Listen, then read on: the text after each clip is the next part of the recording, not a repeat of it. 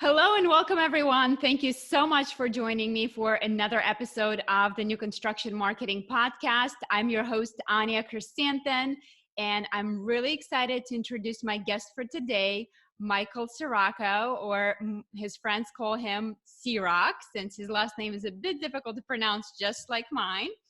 Michael is a motivator, facilitator. He's a dynamic public speaker, a fierce friend, and a coach. So welcome to the show, Michael. I'm so happy to have you here. Thank you, Anya. Very excited to be here on the New Construction Marketing Podcast with you, and hope to share some great content with you and your listeners.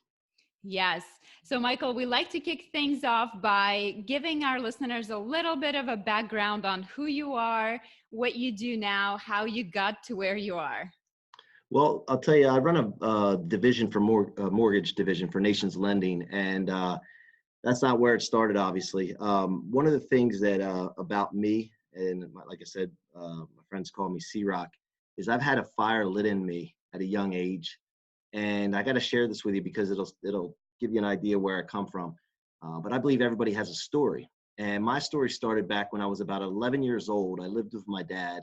I came from a broken home like a lot of people that I talk to. And so a lot of people can relate to this probably, where you go to one parent's every other weekend and one parent has primary custody. So I lived with my dad for about 3 years and broke my mom's heart moving there. And went through some emotional, physical abuse while I was there. And I was mature enough at 11 years old to realize that I had enough. And I talk about culture a lot. And at that age, I didn't know the word culture, but I knew that that was an environment that I shouldn't be in. Mm-hmm. It wasn't conducive to success as a kid would view success or happiness. So I told my mom about this, that I wanted to move back with her. And I came home from school one day and my dad had an envelope, a legal envelope. And he said, "Son, what is this?" And I walked on eggshells in that house. And, I didn't want to admit to what it was at that point. So he said, "Go sit in your room." Now, my dad was my hero. Okay. And he had a masonry business. He always had a big wad of $100 bills in his pocket. And he would take it out when we go somewhere and, make a scene about it. And, that, as a kid, I looked up to that. It wasn't about the paper of cash, but it was what we got with that. And I always looked up to him about that. It's just a little memory I have of that. And, but that's important to the story because when he came in the room at that moment, he opened the paper and said, "Hey, this says you want to move back with your mom." And I admitted, "Yeah, I do." And I'd had enough. And he said, "Okay, so that's what the case is." So he takes this $100 bill wad out of his pocket that I always looked up to him for. Again, it wasn't about the cash. It was about what we could get with the cash. Mm-hmm. And he peeled off the $100 bill, crumpled it up and threw it at me. And mind you, I'm an 11-year-old kid at this point. And he said, "You know what? You're going to need this when you're living on the streets with your mother one day." So that's an important part of my story because of the fact that at that moment, and I'm 42 years old right now, I can remember as clear as day, I thought to myself, I can't be the only person that this is happening to, where someone, their father, has given up on them. And you know what? I made a decision at that moment not to play a victim, but just take that and grasp it and run with it by helping others who've been given up on. So I didn't have a really good direction as far as target or how I was going to do it. I just knew that that's what was going to happen. Mm-hmm. And so from that moment at 11 years old on, whether it was school, sports, my jobs, or friends, I always wanted to help them and help first. And then things always turned out and worked well after that. So I learned that at a young age. And but a lot of people have been given up on. And what they do is they play the victim role instead of the victor role, the fact that they made it through that situation. And I had it good. I could have had a lot worse life, but, that's just a moment and a turning point in my life that I can remember and point to. And that's what I like to teach people about using past experiences. So over the years, I've gotten into the real estate and mortgage world. I have 30 employees that work with me now. And about 2017, I was coaching them and we had a sales meeting. And I thought to myself that night, you know what? Why am I limiting myself to just these 30 people? I can share my story with millions of people and inspire a lot of other people. Because one thing about the business, we're, obviously, there's competition between companies, but we never look at things that way. We'll help everyone. And we know there's enough business out there. And then we really focus from there on dominating, not competing. So anyway, that gives you a little bit of a background where I came from. Long story short. Yeah, so sounds like you're keeping more of like abundant mind in mind when you're sharing your story and helping others, even though they may be your quote unquote competitors. That's So right. let me ask you this. A lot of people have had traumatic childhoods or something happen to them. And I think usually it goes one of two ways. They either go the path that you chose, which is it lights this fire under them and they really seem to accelerate and become exceptional, or it goes the other way where they take the complete opposite and basically become drug addicts and take on a kind of a go in a wrong path. So why do you think you chose the path that you chose at 11 years old? How did you decide, like, okay, I'm not going to be a victim, I'm going to be the victor and I'm going to help others, instead of just being like, well, my dad doesn't love me or my dad this or that? How were you able to overcome that at such a young age? Well, there's a couple things. One, I had a lot of people in my family, aunts, uncles, whatever, that had drug problems, had alcohol problems. I sat back and watched it, and I'm very observant. Mhm. And at that young age, I'd watch that, and I would always ask my mom, "Why is so and so doing that? Why are they in that situation?" Now, by the way, let me clarify something. I'm not perfect. I went to college and had fun, partied, and always had this ambition, but I didn't have a target. And I'm big on targets. And I didn't have a path to what I wanted to do. So sometimes when you're in that mode, then you're trying to help people, but you may be trying to go the wrong route with helping people. So I had to work my way through this, and I feel like I've perfected this now. So over the years, and it's taken me some time. So if somebody has gone through that and has played the victim role for a while, there's nothing saying that you got to stay in that position. You can get out of it. It's never too late until it's over. And so as far as me learning that, I watched and observed my family members and found out reasons why are they in those situations and what can I do to help them. And over in the past, I mean, I lost a grandmother to suicide because she was dealing with those things of a rough childhood. And I Mhm. thought to myself, I'm not going through that. I tried to help her as much as I could, but I said, I'm just not going to choose that route. I'm going to choose another route and then help people and guide them to that and what to look for and what to watch for, key indicators that they're going in the wrong direction. So that's kind of where I got it from, is just watching family members and, just asking those questions. How's your relationship with your dad now? So unfortunately, my dad and I don't talk, not by my choice. But again, I don't play the victim role with that. One thing I, not out of spite, but I always say I'm not going to let him win. So I'll still reach out to him on his birthday, text him. I'll still do the things that I think are right, regardless of a response. Mhm. And so again, it's just part of, I'm stubborn in a way. I'm not going to let him win. But also I want to provide a good example for my kids. So I use this, and I have a 13-year-old son and a 7-year-old daughter, and I don't shy away from sharing this stuff with them. And I want to make sure that they learn from things that I've been through. And so that's what I use, and I want to be a good example for them and anybody that I'm involved with, my employees, my partners, my wife, everybody. I got to provide a good example and be the person that they would want to be around. So Yes. that's the way I look at that. Love that. So, you guys, Michael and I thought of a topic that we wanted to share with you today. And I think this is kind of a perfect transition into that. So, we're going to talk about how to recover and rebound from a setback. So, obviously, Michael has had a rough childhood and he was able to overcome that. Now, we as salespeople sometimes go through crazy experience, right?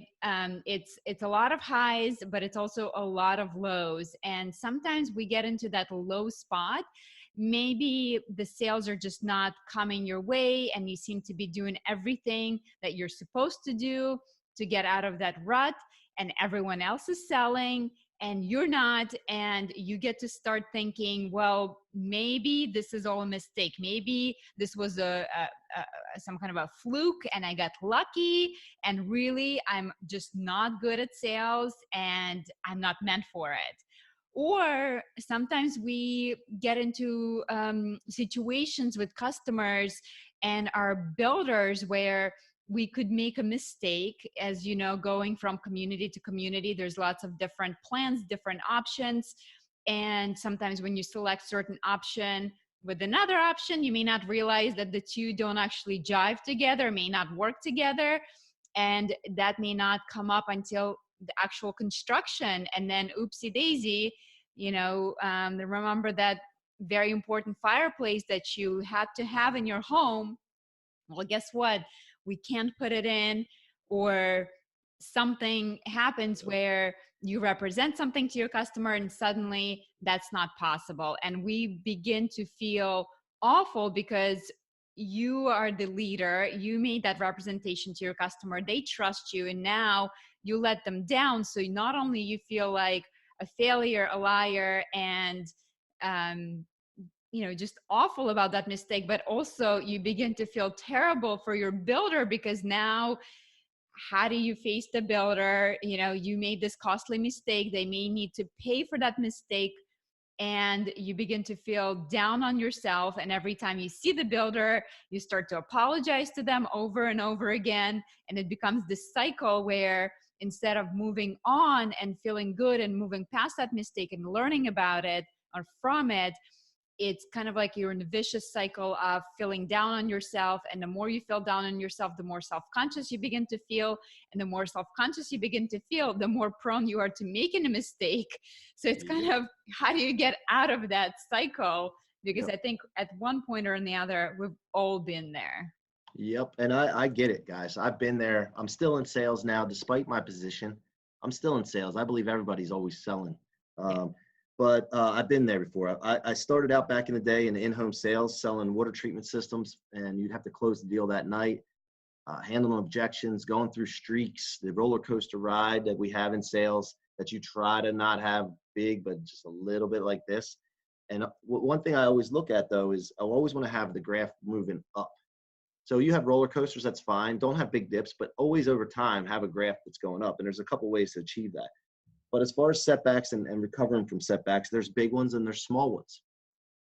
And what I mean by that is if you make a mistake and it costs a little bit of money, that's smaller. Or you go through a streak where you're not selling as much, that's a little smaller. There's others where we had a situation, to give you an example, where, and I just want to share this so you can relate to what you're talking about. I had to move 22 employees in 3 branches from a company to a brand new company and start from scratch. And so I can speak on that part, on that's the big setback, right? And I know what to do. So first of all, we always look at targets, and we use targets big time. We set a target, which is our intention, and that is how we get to our main big goals that we have. And the real thing as far as sales goes, if sales aren't happening as often or as abundant as you'd like, you have to look at where your goal is and what your targets are, and making sure that you're never low on your target, but always shooting for the target. And then you work backwards from that. Mm-hmm. And you work back the numbers. So, if you have to get a sale, X amount of sales in a period of time, how many calls does that take to get that? And then what do you have to do to get that many calls? And you just work the numbers back. And sometimes people overcomplicate things. So you just break it simple. So I can talk more on that in detail. That's just as far as sales. And the 3 reasons salespeople don't sell. When you have a streak of sales and you're doing well and all of a sudden it drops off, I always talk to my people about going home, looking in the mirror, and ask themselves 3 questions. And there's only 3. It's very simple. 1, are you working and putting the time in? Mm-hmm. And this is something that I do when I do have a setback. I always look and say, okay, what am I doing wrong? I do like a self-reflection. Am I putting the time in is 1. Number 2, how's my attitude? Is my attitude off, right? It could be one of these 3 things, or it could be a combination of them. So those 2 things, are you working hard? Is my attitude right? The third one is, am I on the program? And what I mean by that is, no matter where you are working or what you're selling, there's a program of how you're supposed to go about doing it, right? Promotion and marketing and advertising, and then presenting, and then closing, and then follow-up.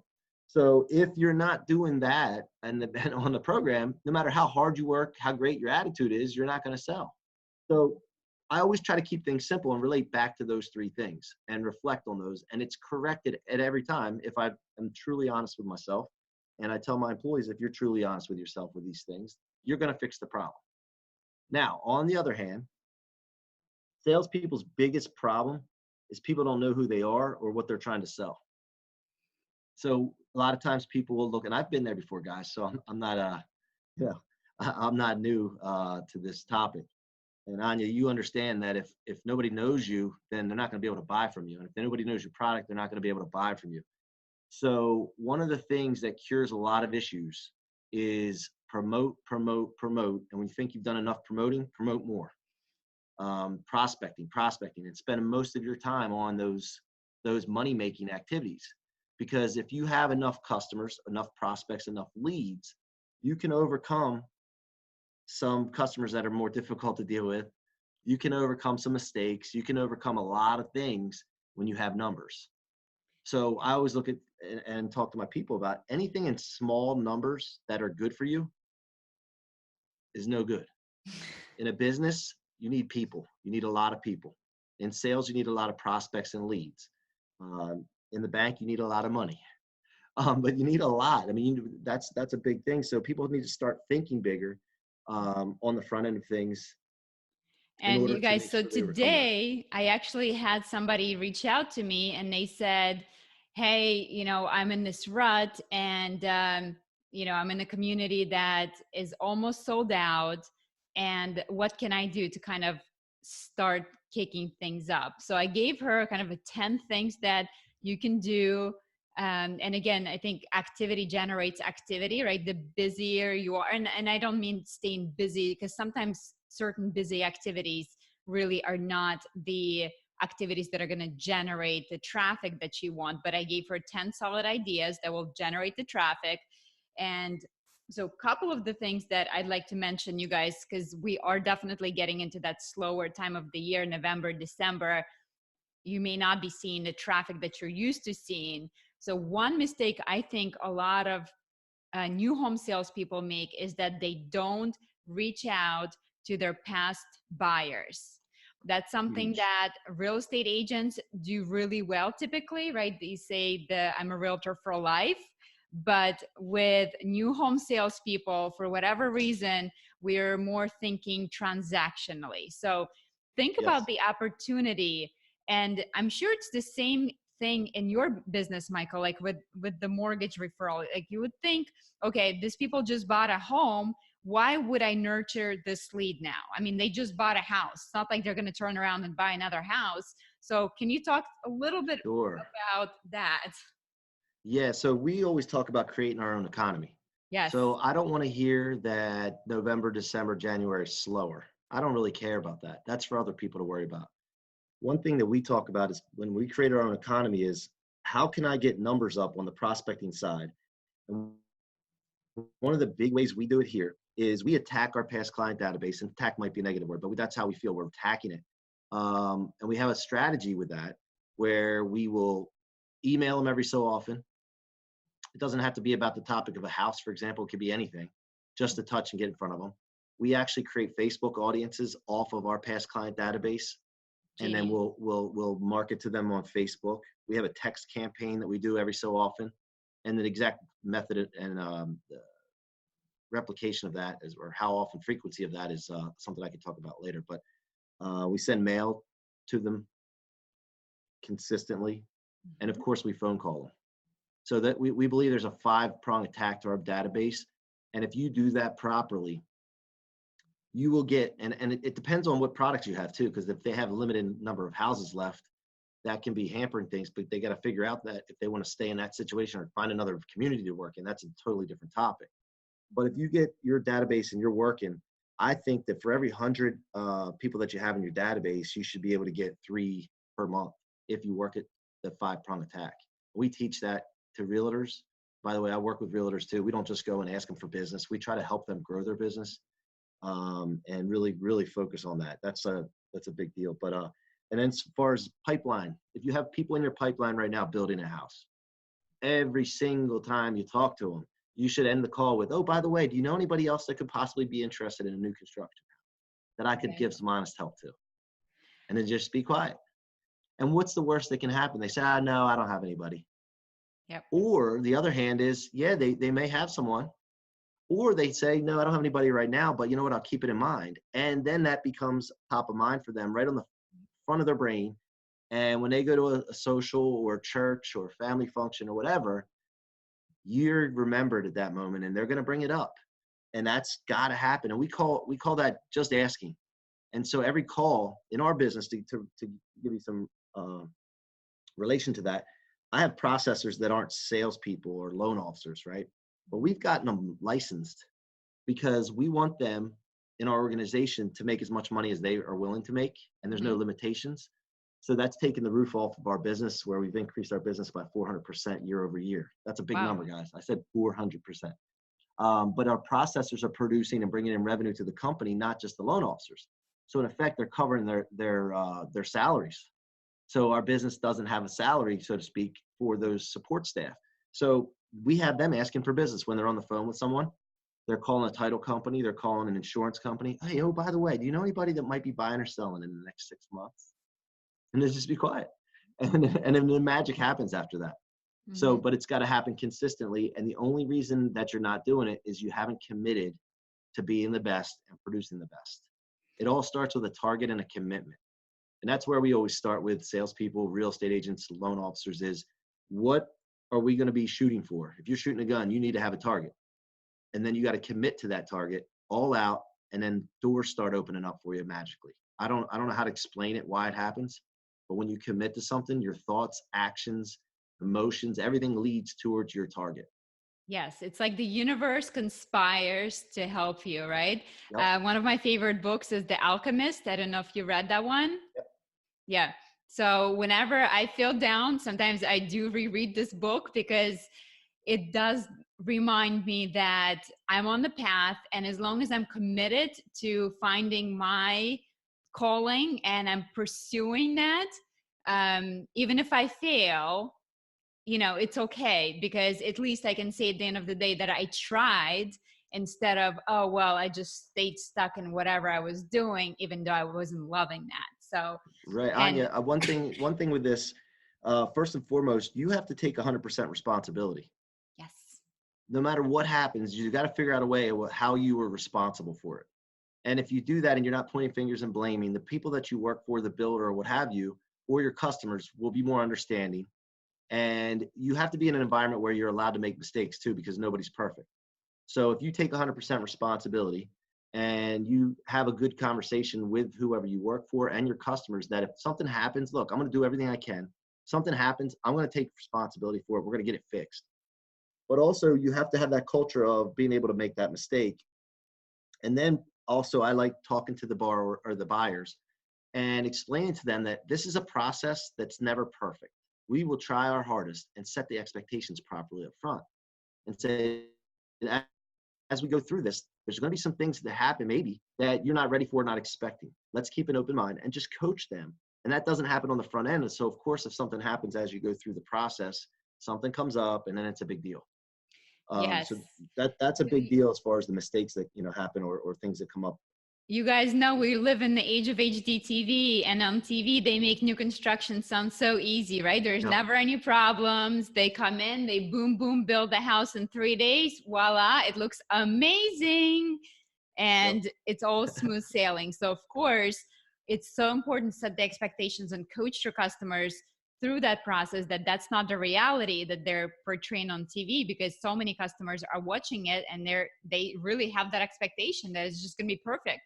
They have an expectation of a perfect house, that it's going to be factory built, no human mistake goes into it. So I think it's the key that you do set that expectation. And if you don't have that conversation up front, when something happens, it's a lot more difficult to to make it right, rather than having that expectation up front that, hey, things could go wrong, but guess what? We're going to take care of that. We're going to make it right. So when something does happen and you make that phone call to your client, you can say, guess what? Remember how I told you? Well, it's happening right now. So, but here's what we're going to do about it. And one cool thing that I heard, and I don't know if you heard that, Michael, but they did customer studies, and studies actually show that if you have a customer and you made a mistake with that customer, but you were able to handle the mistake and make it right in a way that was satisfactory to that customer, they actually are more likely to become loyal customers to you and refer business to you than customers who just had a regular experience without a mistake taking place. So I thought that was really interesting. So when you think about something going wrong with your customer, remember that and think about it as an opportunity to create a raving fan instead of just having a regular customer.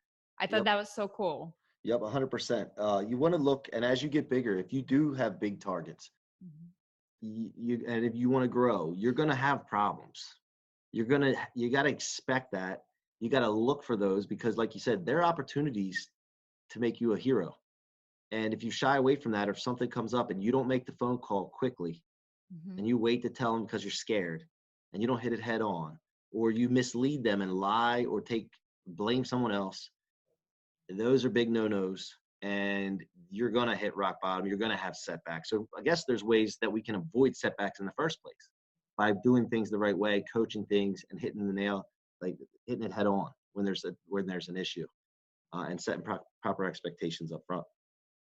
More money, more problems, right? That's right. That's right.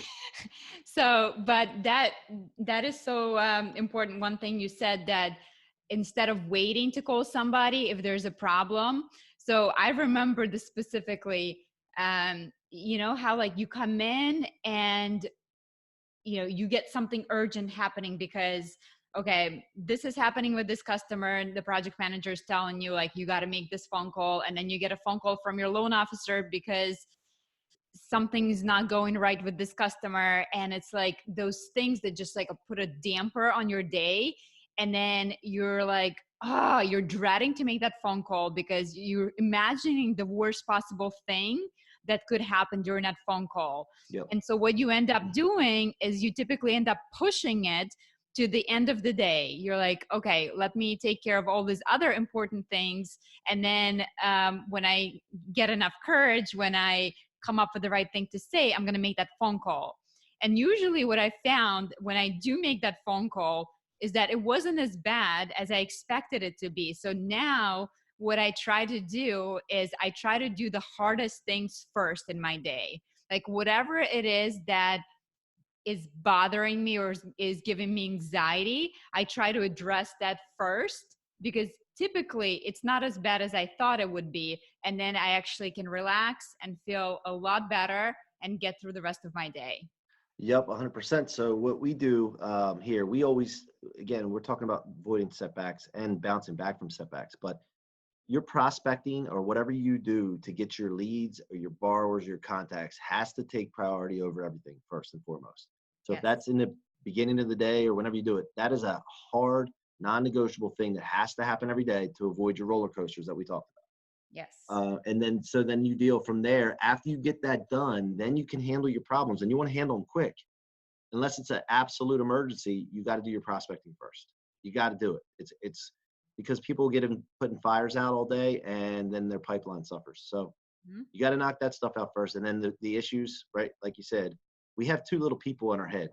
I always talk about this. And oh, by the way, I have a group on Facebook called "What Are You Made Of" with Mike C-Roc. Just for your listeners, if they go there, I'll allow them into it. It's "What Are You Made Of" by Mike C-Roc on Facebook. It's a group. I'll link to And it, you guys, in the show notes. I cover a bunch of stuff in there as well regarding these things as they come up in my day, and I try to relate it. But when you that the whole thing is you have two little people in your head. One's a negative man or woman, and the other one's a positive man or woman, right? And I think I read that somewhere, but I've always used it. And when that negative man or woman starts talking up and giving you all the negative stuff that could happen, all the bad this and all the bad that, you got to just kind of stomp them. And one thing I always talk about, and I hear other people have negative this, that, guys, doesn't do any good. All you're doing is training yourself for the future to react the wrong way. And you're building yourself up. Like you said, it's not as bad as it is. So just rip the Band-Aid off, say, I got this. I know what I'm made of. I can handle this, and knock it out.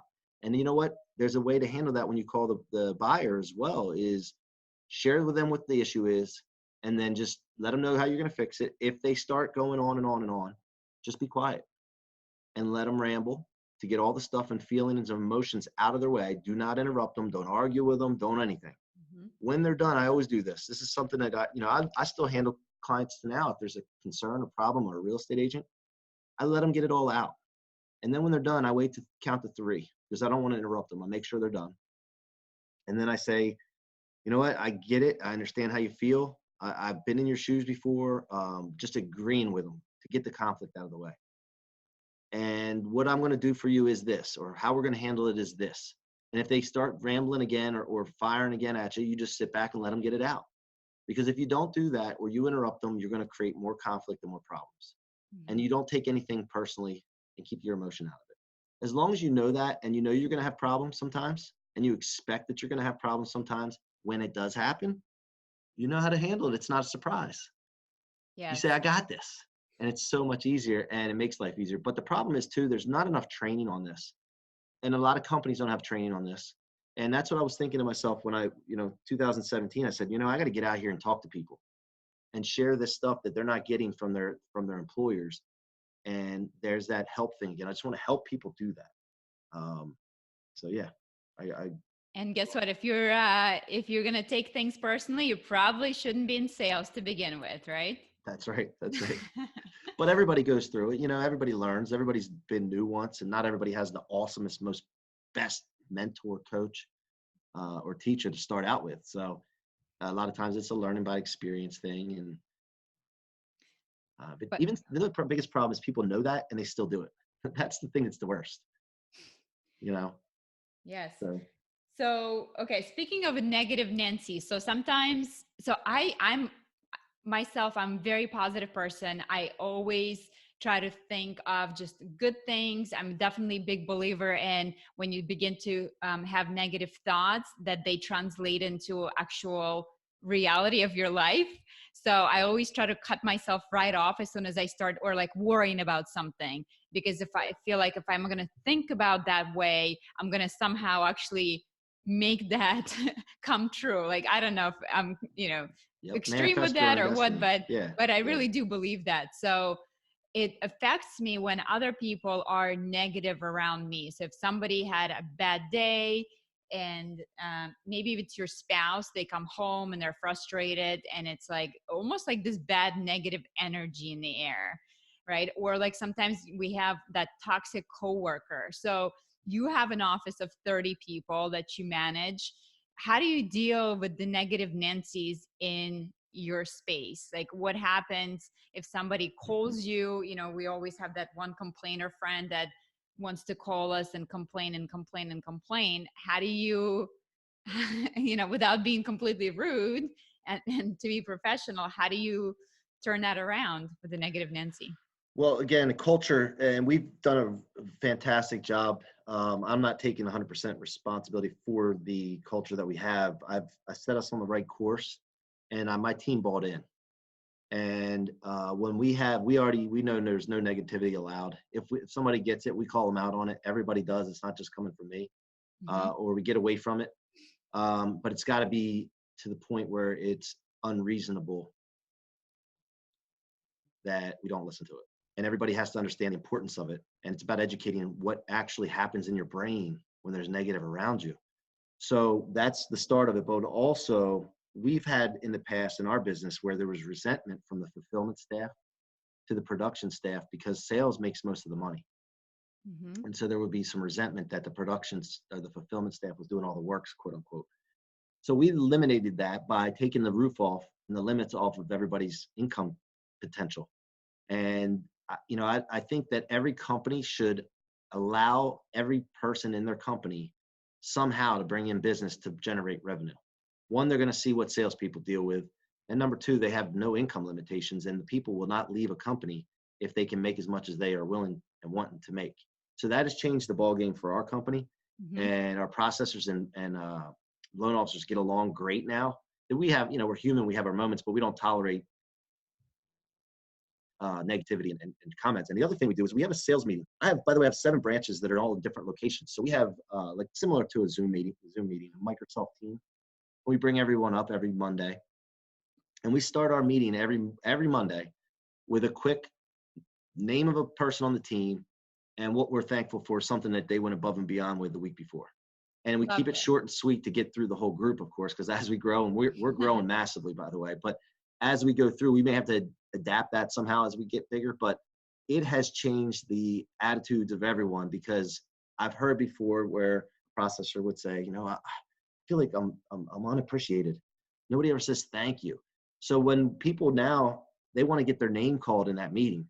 So each week they're trying to go above and beyond, out of their way to get their name called. And matter of fact, I just thought of an idea. Probably should run a contest of how many times your name's called in a sales meeting in a month, Love and have a it. contest for it, so people are competing to have their name. Yeah, that's a good idea. I'm going to do that. All I right, love write these. it down. I love talking to these because I start generating ideas. So Yes. that's huge. That's how we've done it. And you can tell people if they start giving you some negative stuff, say, listen, I'm not a soundboard. I appreciate it. I'm here for you to support you, but we have to look at this a different way. And if they don't get it, you don't need them around you. Mhm. That's the way we view it. And we're very clear on that. We don't worry about people being upset about that, because at the end of the day, we have a target and a goal, and anything that goes against our target and our goal, we consider it our enemy's a bad word probably, but that's the best word I can come up with right Love that. And you guys, I think it is so key to have positive people around you. And if you are dealing with somebody negative, you have to address it, because I really do believe, like, now that I'm so aware of it, I can almost see like a black cloud over somebody, and I can see how that black cloud starts to spread to other people suddenly. That now. Yep. negative energy just spreads, and you got to cut it out. Now, question for you, Michael. So say you're dealing with the situation. Actually, I had a question from one of my students on this. So say your builder got the pricing wrong, right? So maybe your competitors are selling very similar product to you, and they're in the same type of price range as you, but maybe you're offering all the basics, the vinyl, whatever, and your competitors are actually offering the granites, the upgrades.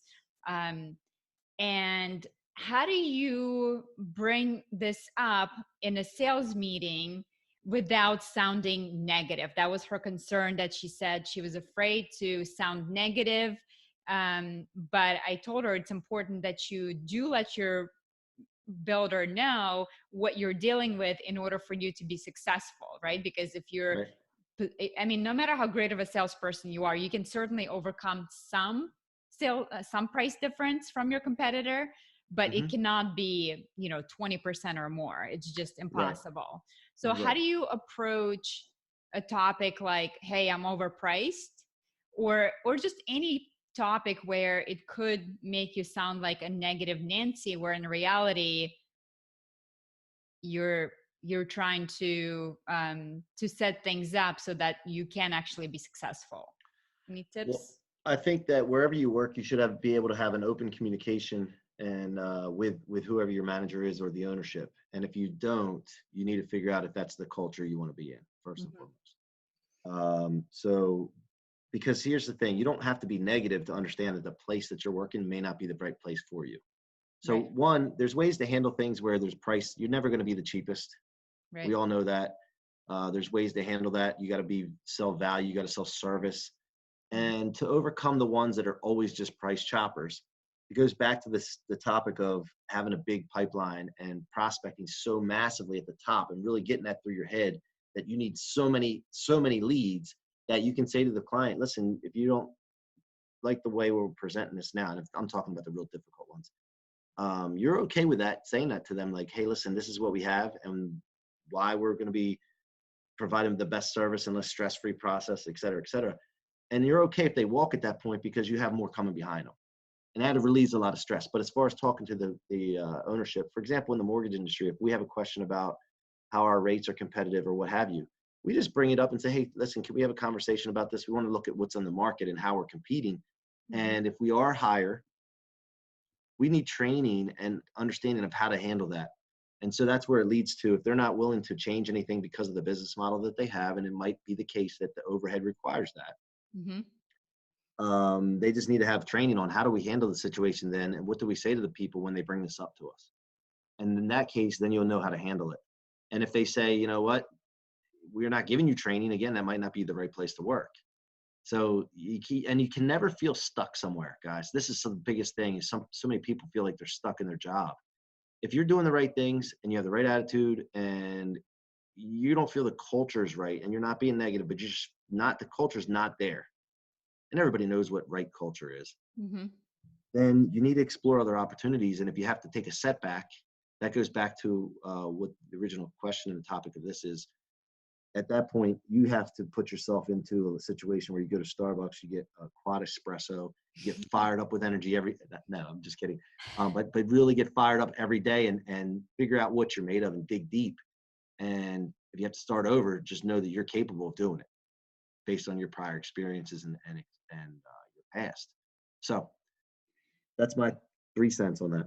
Love it. So it sounds like you're big believer in taking your prior experiences and turning them into kind of like a rocket fuel to show you that you were able to do this, and that in the past you've done hard things and you can do even harder things going forward. That's not always going to be smooth sailing. And I think sometimes people who are very successful early on in their career, sometimes they end up falling the hardest because they didn't have those little setbacks, that they were always like a rock star and they were always put on a pedestal. And then when something happens, it's a lot more difficult for them to deal with that situation and move forward, rather than somebody who maybe always had to fight for it.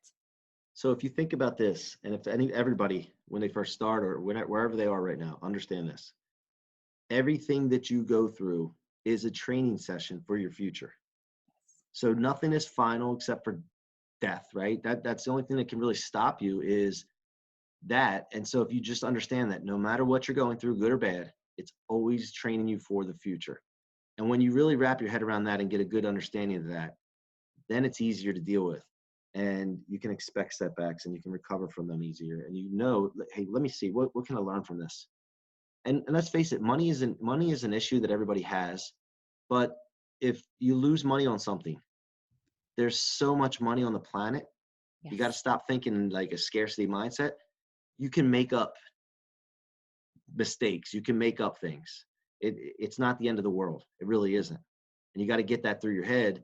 And once you understand that, you're not afraid to make mistakes. You don't want to make mistakes, but you'll learn from them. But you're not afraid to go after it.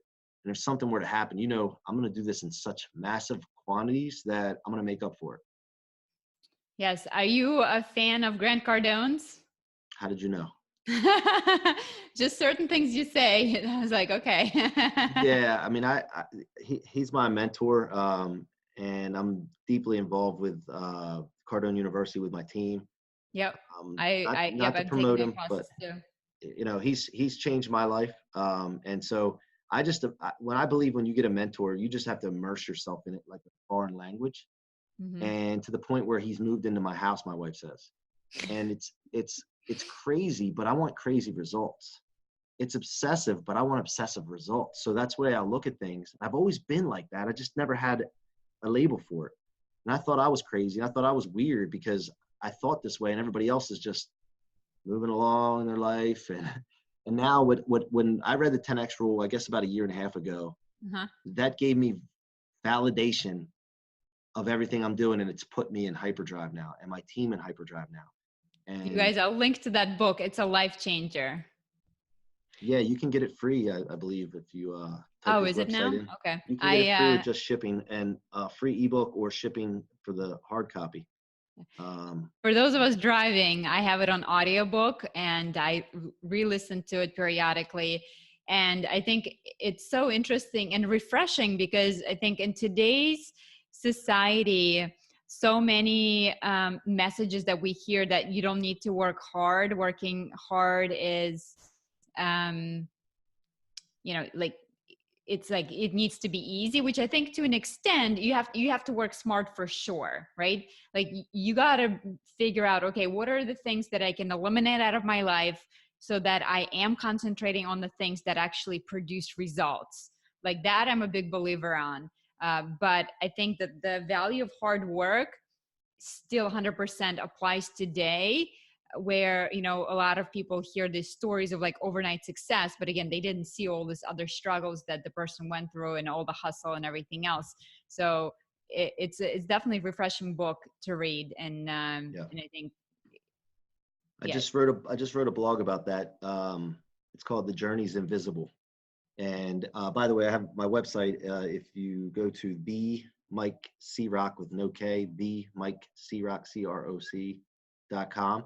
I have a blog post about that because you see a lot of successful people and you're not with them on their journey, and you don't understand what they went through, the mistakes that they made and all that. So when you make mistakes, you get down on yourself too much. It's not. One thing that we talk about all the time is that as long as you don't quit and as long as you don't give up, you can't fail. As long as you just keep coming back. If you think about a boxer, if he got knocked down and then he just keeps getting back up again and coming at the guy, that does something to that other boxer or the problem that you're dealing with. Eventually that problem figures out, this guy's not quitting, I better stop. And so I've never, and Grant says this all the time, I've never heard somebody say you work too much that was more successful than me. Yes. Right. So you think about that, and Yep.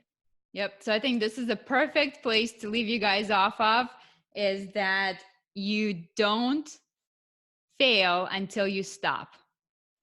Right? Amen. Amen. 100%. So Michael, thank you so much for being on the show today. I really, really appreciate your time. I will link all of your information in the notes. It's going to be under aniachrysanthon.com/067. And I'll link to Michael's website, his Facebook group, all of his social accounts, so you guys can follow him on social, check him out. And of course, if you can use Michael's mortgage company, maybe check it out as well. So what's the link for your mortgage company? We're at nationslending.com, or we're on Facebook, Nations Lending Mid-Atlantic. I'm big time on social media. So Anya, first of all, thank you so much. I really enjoyed talking to you today. Thank you for having me. I appreciate that.